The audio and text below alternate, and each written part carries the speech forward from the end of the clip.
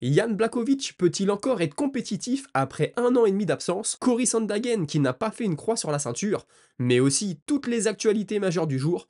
Nous sommes le mercredi 18 décembre 2024, c'est le moment MMA, soyez tous les bienvenus. Man, how the hell you doing? I've been just fine living life with the noose and in my mind, all I hear is music. Watching your mouth move, damn you look stupid. I feel like everyone's a stranger. Small talk with your narcissist.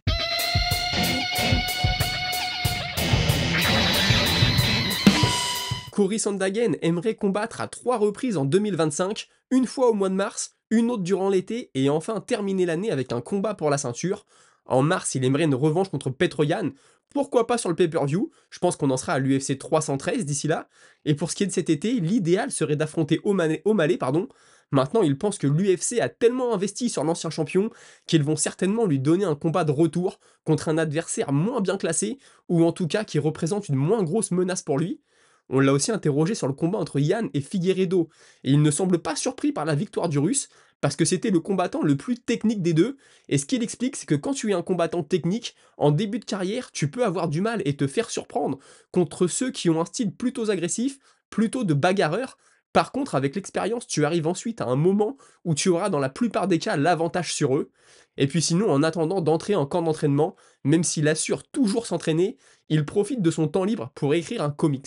Jan Blachowicz, qu'on n'a pas vu depuis le 29 juillet 2023 et son combat contre Pereira, je rappelle qu'il avait accueilli le Brésilien en lourd léger à l'époque, sera de retour en mars prochain à l'occasion de l'UFC de Londres. Il revient d'une blessure à l'épaule, aurait aimé combattre en fin d'année mais l'UFC n'avait rien à lui offrir.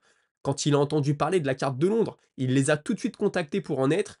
Ils sont revenus vers lui avec le nom de Carlos Hulberg et lui a tout de suite accepté. Concernant cet adversaire, justement, il est ravi d'affronter un combattant qui est sur 7 victoires de suite.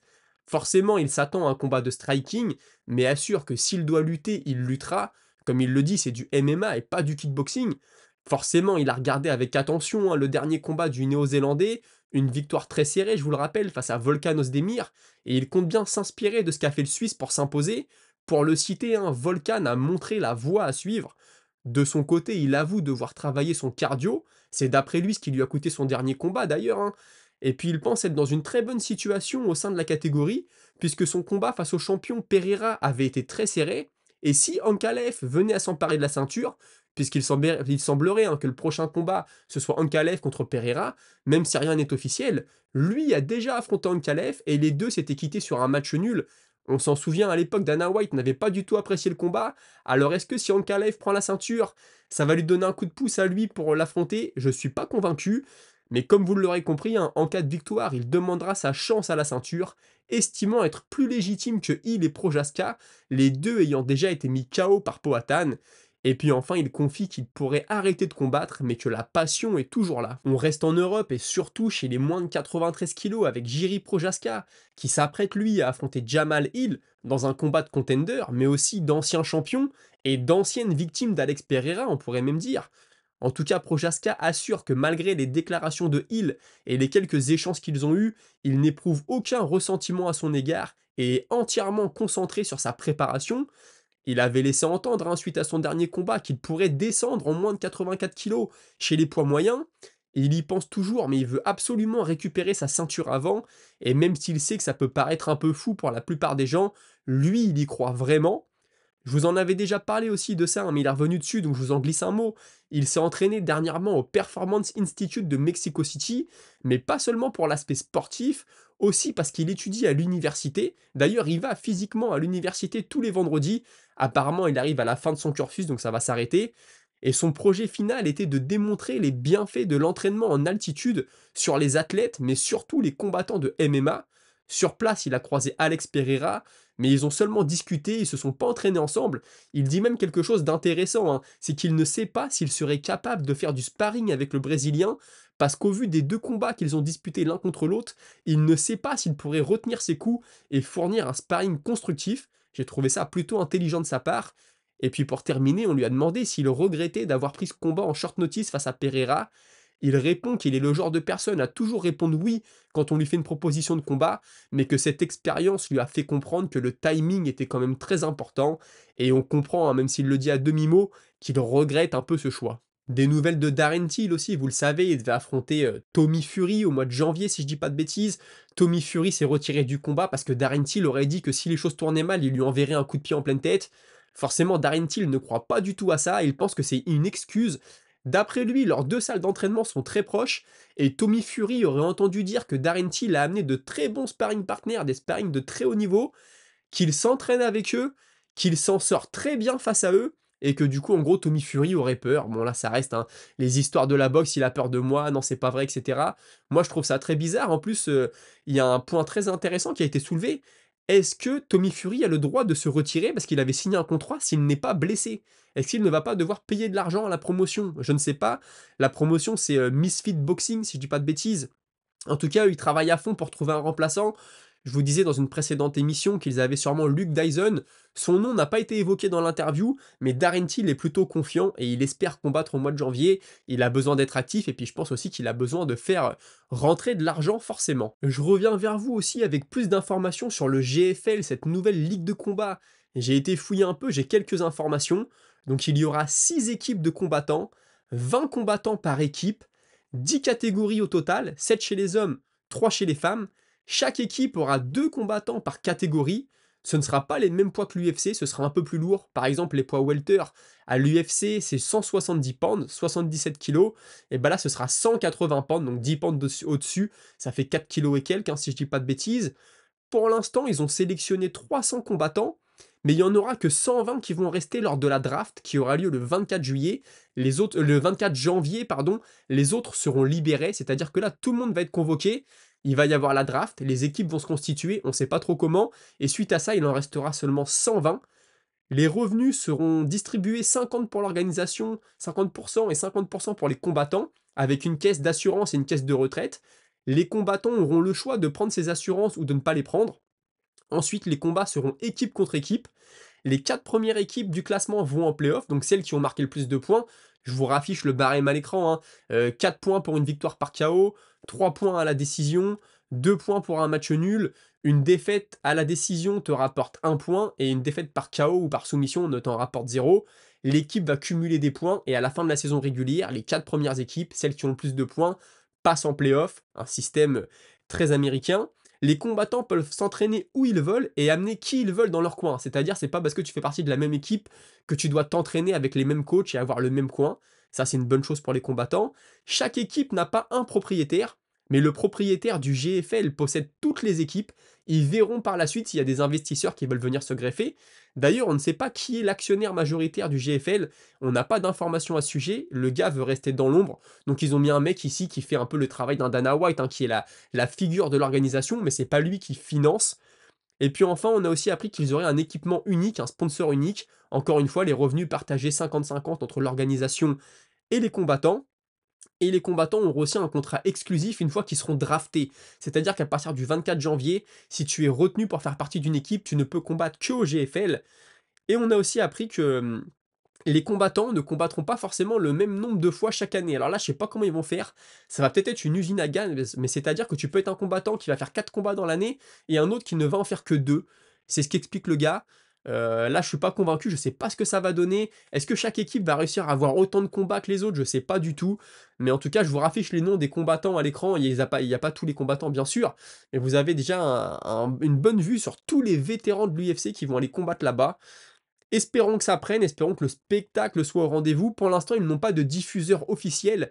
Si personne ne veut leur acheter les droits, ils vont avoir une application privée, un peu comme le Fight Pass, à laquelle on pourra s'abonner. Moi, franchement, je suis pas convaincu par ce business model. Après, je suis pas un homme d'affaires, hein, donc je peux me tromper. En tout cas, j'ai hâte de voir ce que ça va donner. C'est Ariel Helwani qui menait l'interview. Ariel Helwani n'est pas convaincu par le système des équipes.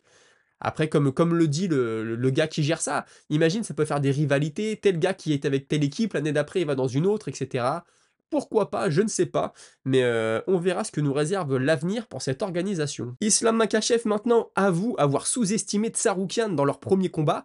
L'Arménien à l'époque débarqué à l'UFC, il ne le connaissait pas du tout et ne l'avait jamais vu combattre. Forcément, ça n'avait pas été un combat facile, mais par contre, il assure que sa première confrontation avec Volkanovski était bien plus dure. D'après lui, Arman mérite largement sa chance au titre, mais a surtout battu des adversaires qui n'avaient pas de lutte. Contre Gamrot, par exemple, il a perdu, et face à Oliveira, il est passé tout proche de se faire soumettre à plusieurs reprises. Il est confiant qu'il pourra terminer le combat cette fois. Pour la suite de sa carrière, il évoque de nouveau une montée de catégorie, et ne semble pas vraiment intéressé par Charles Oliveira. Bon, comme on le sait, tant que Bilal Mohamed est champion de la catégorie, je le vois pas vraiment monter, et donc par défaut, on pourrait presque dire, il explique que si Dana White et le public veulent vraiment qu'il affronte le Brésilien, il le fera. Et puis sinon, il a commencé son camp d'entraînement en Russie et a débarqué aux États-Unis 45 jours avant la date de son combat. C'est quelque chose dont il a l'habitude. Et puisqu'on est sur Makhachev, il y a son coach et ami, voire ancien partenaire d'entraînement, Khabib Nurmagomedov, qui pense que Ilia Topuria, s'il veut sa chance face à Makhachev, il doit d'abord affronter un adversaire de haut calibre. Il parle de Poirier ou Oliveira, mais ça peut être un autre, parce que sinon, d'après lui, les gens vont encore critiquer Makhachev, qui a déjà donné 2 fois sa chance à un champion de la catégorie supérieure, et je trouve qu'il a entièrement raison. Et puis Colby Covington, on en parlait la semaine dernière, vous le savez, il avait dit « J'adore les camps d'entraînement qui sont courts, je pense que je ne ferai peut-être que ça par la suite ». Et bah qu'est-ce qu'il a déclaré dans le vestiaire après sa défaite? Not bad for no training camp, donc ça veut dire je m'en sors plutôt bien pour ne pas avoir eu de camp d'entraînement. C'est de la belle mauvaise foi je pense, dites-moi ce que vous en pensez, mais moi je lis ça comme ça. Et puis il est revenu sur le combat en déclarant que d'après lui, ils étaient à égalité, un partout, qui commençait à être de plus en plus dangereux, qu'il avait mangé les frappes les plus puissantes de Buckley et que ça ne lui faisait rien, et surtout il sentait la respiration de Buckley qui commençait à grossir. Buckley est en train de s'épuiser donc, et il assure qu'il sera de retour. J'en suis pas convaincu, mais par contre, il y a John Jones qui a fait une super sortie. Jones et Covington ne peuvent pas se voir. Et John Jones met en gros une pensée pour Colby Covington, qui a loupé l'entraînement pour aider le président Trump à remporter l'élection. On apprécie tous ton sacrifice. Comme ça, Trump a pu me voir gagner. C'est du grand John Jones, c'est une bonne blague. Ça m'a fait sourire. Kamaru Usman, lui, se sent comme la fille chaude au coin du bar. Je vous explique, il a l'impression que tout le monde veut l'affronter, qu'il est le gars qui revient sur toutes les lèvres, et il s'est dit prêt à affronter n'importe qui dans le gratin de la catégorie.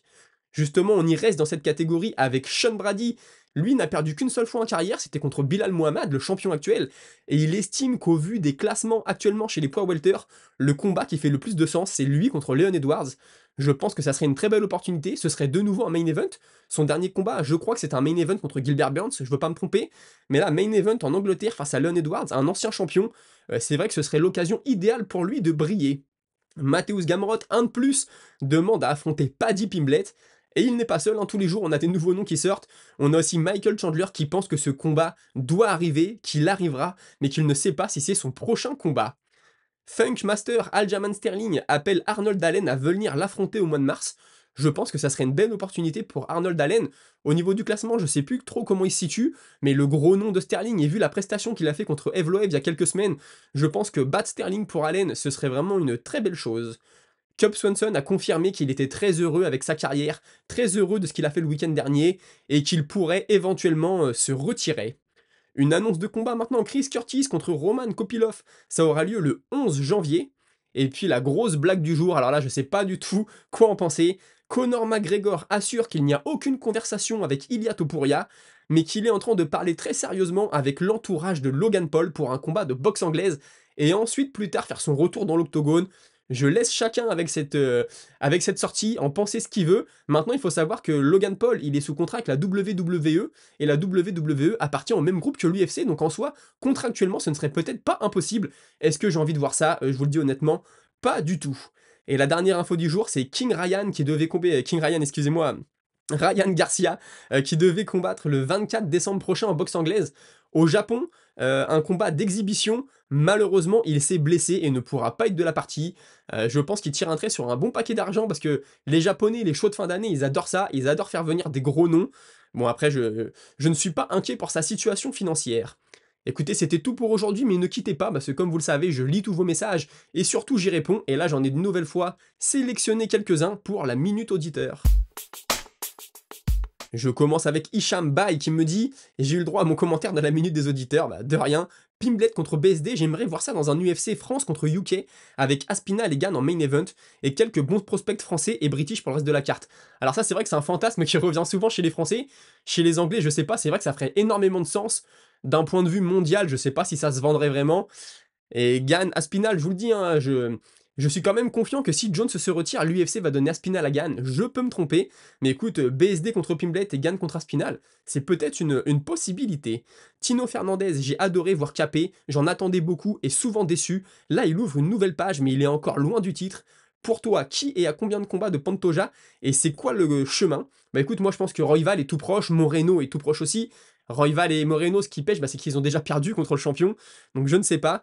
Et sinon, est-ce que tu donnes du crédit à Varela face à Parnasse? Et si tu devais rapprocher les deux combattants UFC, ce serait quoi la comparaison?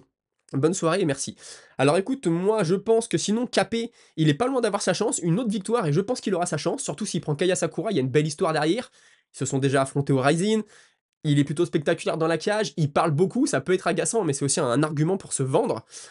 Et puis écoute, sinon, de Varela et Parnasse, vous savez, je veux toujours être très honnête, le KSW, je ne regarde quasiment pas. Ce week-end, je vais aller le regarder avec un ami parce qu'il m'a proposé, ça va être une bonne soirée. Mais sinon, je ne suis pas du tout le KSW. Je regarde les combats de Saladin Parnasse.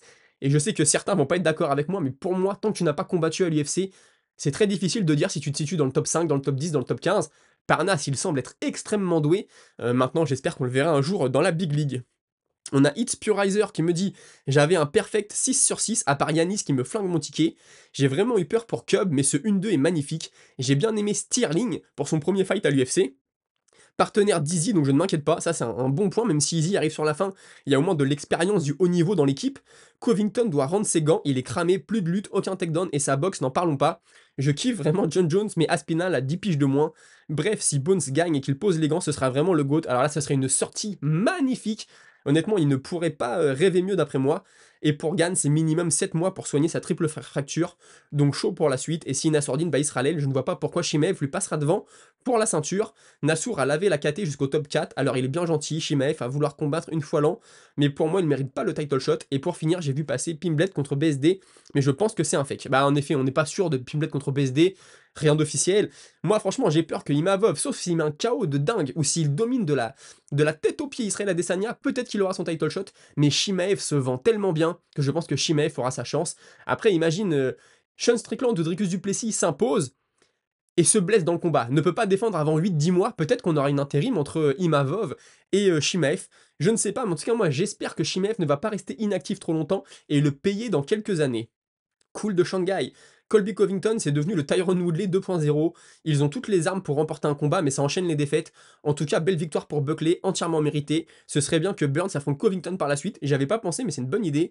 Pour revenir à Covington, depuis qu'il a quitté l'American Top Team, ce n'est plus du tout le même. Ça me rappelle un combattant français dont son prénom commence par la lettre B. Ouais, Covington, je pense que ça lui a pas fait le plus grand bien. Est-ce qu'il a retrouvé des sparring partners de qualité? Je ne sais pas. Est-ce qu'on n'est pas trop au petit soin avec lui? Est-ce que c'est pas la star de la salle et on cède à tous ses caprices? Je n'espère pas, mais c'est un risque. Et tu continues avec je suis sceptique à l'idée du GFL. Bon bah je vous en ai dit un petit peu plus aujourd'hui. Le roster est excellent, même si ce sont des anciennes gloires, mais le système par équipe, je trouve ça bizarre. Je m'explique. Admettons un mec comme Ilia Topuria, même s'il est à l'UFC, rafle tout dans l'octogone, et qu'il se retrouve dans une équipe bidon qui enchaîne les défaites, sauf Topuria, ben ce dernier n'arrivera jamais à devenir champion de l'organisation, bien qu'il soit méritant individuellement. Je suis d'accord. Après, ça peut être une narrative, un scénario, comme on dit. Le mec qui pète les plombs à la fin de la saison parce que son équipe était pas assez bonne, qui part dans une autre équipe, et forcément, le jour où il réaffronte son ancienne équipe, tu peux créer un petit truc. Moi, ce qui me fait peur, je te le dis vraiment, c'est que ce soit une usine à gaz, qu'on ne comprenne pas tout. Tu vois, ils ont parlé de faire des combats équipe par équipe. Est-ce que c'est une soirée, une équipe contre l'autre, ou est-ce que les combats sont croisés? On ne sait pas encore, c'est pas clair. Et puis surtout, ce qui va être déterminant, c'est de voir si le spectacle sera au rendez-vous dans la cage. Jinkoa d'Autriche a eu de belles prestations sur cette UFC Tempa, bien que Manel Capé ne mérite pas de tirer pour le titre, comme tu l'as dit durant ton émission, il pourrait énormément offrir de belles batailles. Brandon Moreno et lui s'étaient défiés il y a quelques semaines. Maintenant que le Portugais d'origine angolaise a remporté la victoire, un face-à-face contre l'ex-champion mexicain serait ultra fun, ou alors on pourrait toujours le voir pour une trilogie contre Kaya Sakura, ils sont à 1-1 au Rising. Il y a l'ultra dangereux Joel Alvarez qui a obtenu sa 22e victoire en carrière. La particularité de cet espagnol est que sur ses 22 succès, il a 22 finishes et pas contre des peintres. Ce serait intéressant de le voir être opposé à un bas du top 15, George Jalin Turner, entièrement d'accord. Je pense que Alvarez va être beaucoup plus marketé pour son prochain combat qu'il ne l'était jusqu'à maintenant. Enfin, l'inconstant vétéran Michael Johnson s'en est sorti avec un gros KO. Je milite depuis des années pour le voir se friter avec Bobby Green, c'est le moment de le faire. Bah, je suis entièrement d'accord avec toi. Johnson, il a eu des éclairs de folie, hein, il a battu Dustin Poirier, voilà. Contre Khabib, on a cru au tout début du combat, il a commencé à bien enchaîner avec les points, bon ça a vite tourné court. En plus, Khabib revenait d'une longue période d'absence, donc il aurait pu profiter de ça. Mais bon voilà, c'est sûr qu'aujourd'hui, prendre un mec comme Bobby Green, je pense que ça fait beaucoup de sens. Écoutez, c'était tout pour aujourd'hui, je vous remercie d'avoir suivi, on se retrouve très prochainement à 17 h. Salut.